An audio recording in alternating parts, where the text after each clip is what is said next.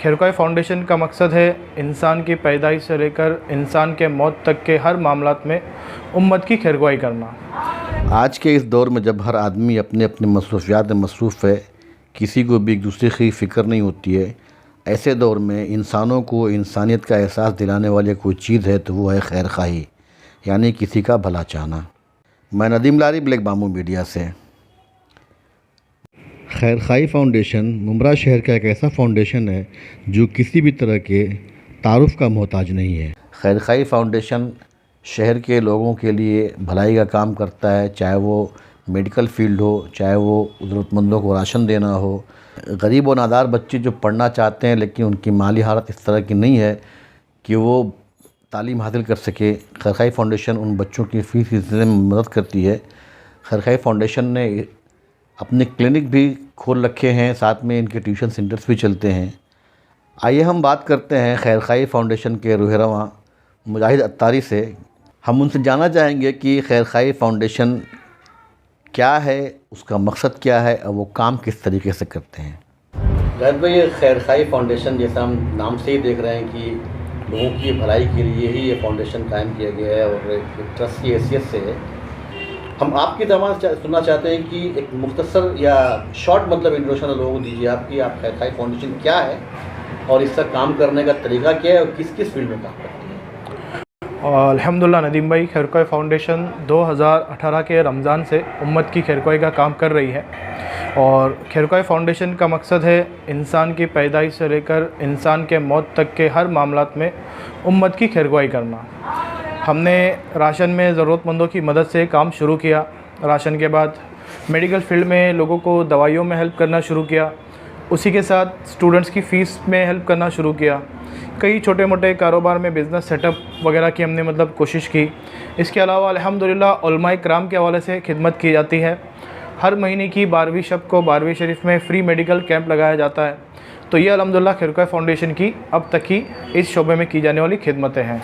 अभी आपने बताया कि माली मदद की जाती है राशन वगैरह की, तो कैसे आप पहुंच पाते हैं ज़रूरतमंद लोगों के पास? इसमें अपना एक वेरिफिकेशन का क्राइटेरिया है। जब भी हमें किसी भी फील्ड की कोई रिक्वेस्ट आती है तो कोई बंदा उनके पास जाकर वेरिफिकेशन करता है और अपने वेरिफिकेशन के कुछ क्राइटेरिया है, उस पर हम चेक करते हैं कि वो उसके घर में मेंबर्स कितने हैं, उनके घर में इनकम कितनी है, उनके घर में एक्सपेंसेस कितने हैं, कि आदमी का रहन सहन कैसा है, घर कैसा है।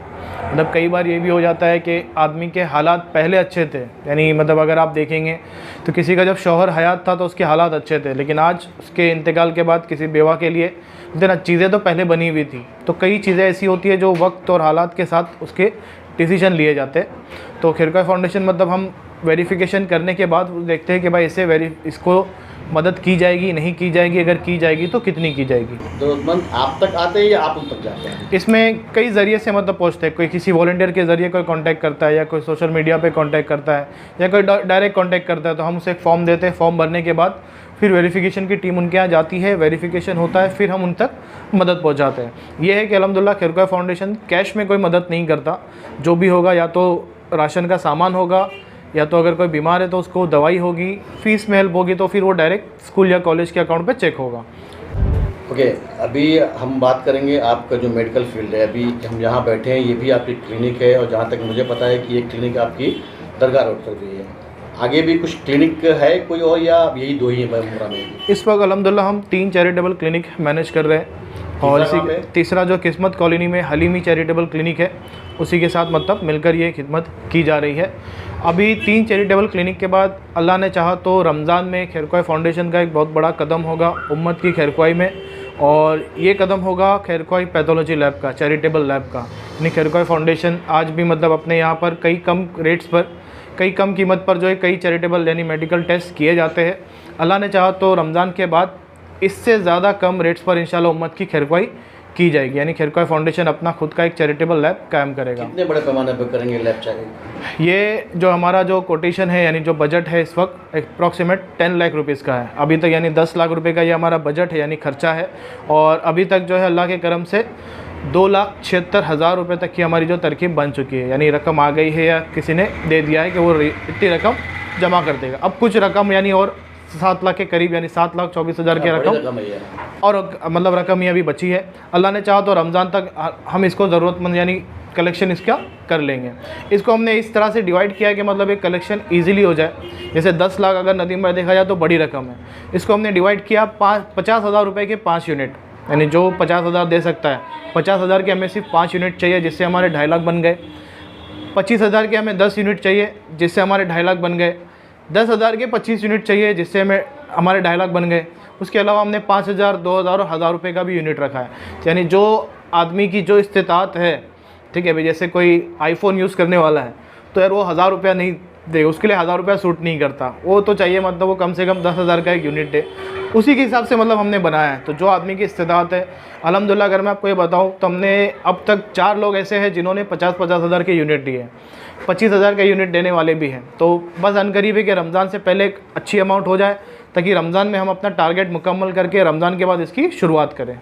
इसमें आपके लैब में क्या क्या फैसिलिटीज रहेगी, किस किस तरह के टेस्ट होंगे इसके? जितने ब्लड टेस्ट के यानी जो होते हैं हर तरह के आम तौर पर लैब्स में, वो सारे टेस्ट इंशाल्लाह हमारे यहाँ पर होंगे, जो कि एक स्पेशलिस्ट जैसे एमडी होते हैं, एमडी डॉक्टर के तहत होंगे, और जो टेक्नीशियन सर्टिफाइड्स होते हैं वही इंशाल्लाह जो इस तरह से लैब में यानी टेस्ट वगैरह करेंगे। जैसे अभी जो चैरिटेबल क्लिनिक हमारे हैं तो उसको मैनेज तो हम करते हैं, हम नॉन मेडिकल स्टूडेंट हैं लेकिन मैनेज हम करते हैं, लेकिन चलाने वाले करने वाले सारे इसमें प्रोफेशनल क्वालिफाइड डॉक्टर्स ही है।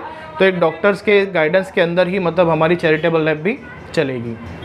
पब्लिक की मेंटालिटी बनी हुई है कि अगर आप सस्ती चीज़ देंगे या सस्ते में टेस्ट करेंगे तो वो रिपोर्ट सही नहीं होगी, उसको आप क्या कैसे उसको खत्म करेंगे? देखिए, पार्ले जी एक बिस्किट बनाती है, उसकी एक प्राइस है 4 रुपये।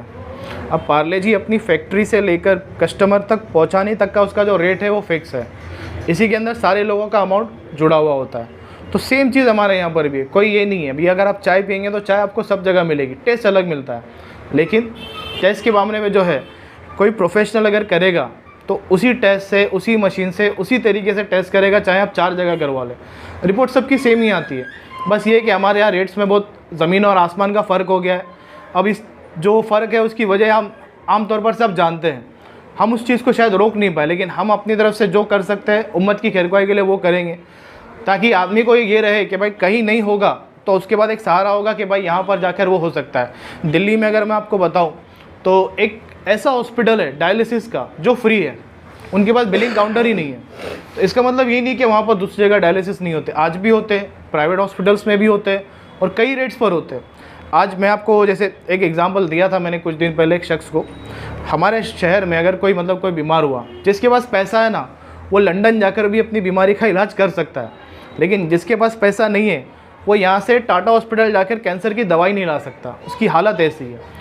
तो ये हमें समझना पड़ेगा कि इस चीज़ को किस तरह से हमें लोगों की मदद करें, लोगों के लिए आसानी पैदा करें, लोगों को ऐसी चीज़ मुहैया करें जिसकी उन्हें ज़रूरत है।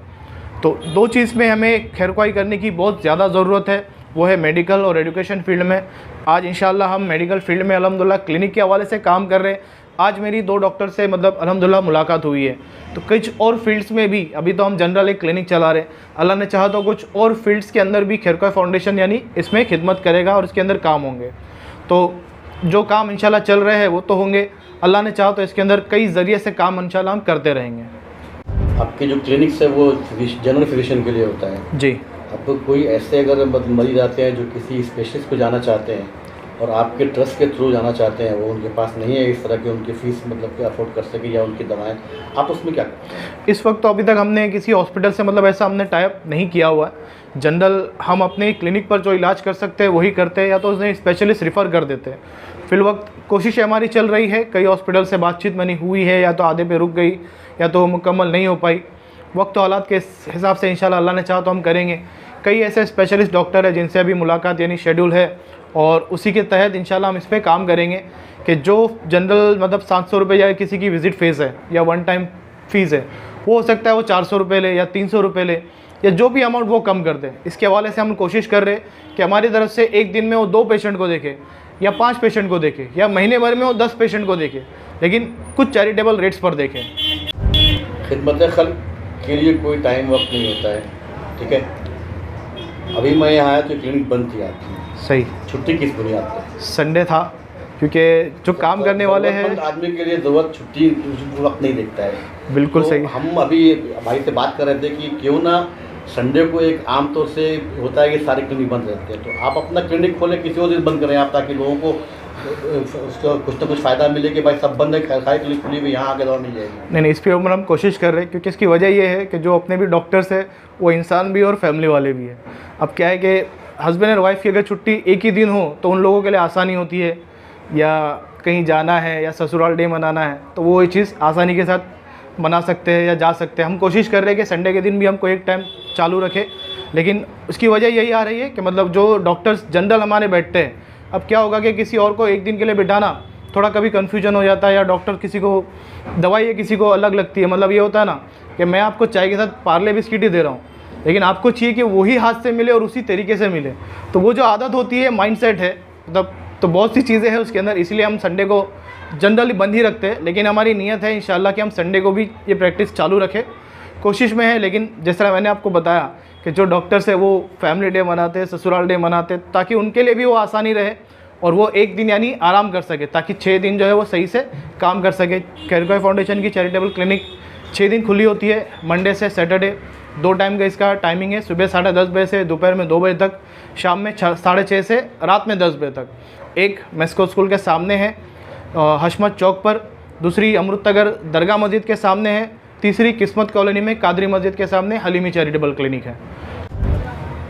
जाहिर है कि जितने मैक्सिमम जो ट्रस्ट है या फाउंडेशन वगैरह होते हैं उनकी अपना कोई सोर्स ऑफ इनकम नहीं होती है, वो पब्लिक के ऊपर ही डिपेंड करती है कि उनकी तरफ से कुछ चैरिटी उनका आता है तो आप चैरिटी करते हो। सही।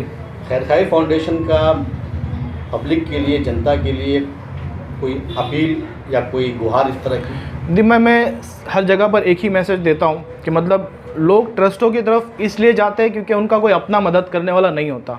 जैसे कोई बड़ा है, ख़ानदान में बड़ा है, तो वो अगर अपने ख़ानदान में छोटे लोगों का देखभाल संभाल लें, ठीक है, तो ये हो जाएगा कि लोगों को ट्रस्ट तक जाने की ज़रूरत नहीं है। यानी हर आदमी अगर अपने ख़ानदान में, अपने पहचान में, अपने ज़रूरतमंद लोगों को या अपने एतराफ़ में ऐसे लोगों की मदद कर ले तो लोगों को ट्रस्ट के दरवाजे तक जाने की ज़रूरत भी नहीं पड़ेगी।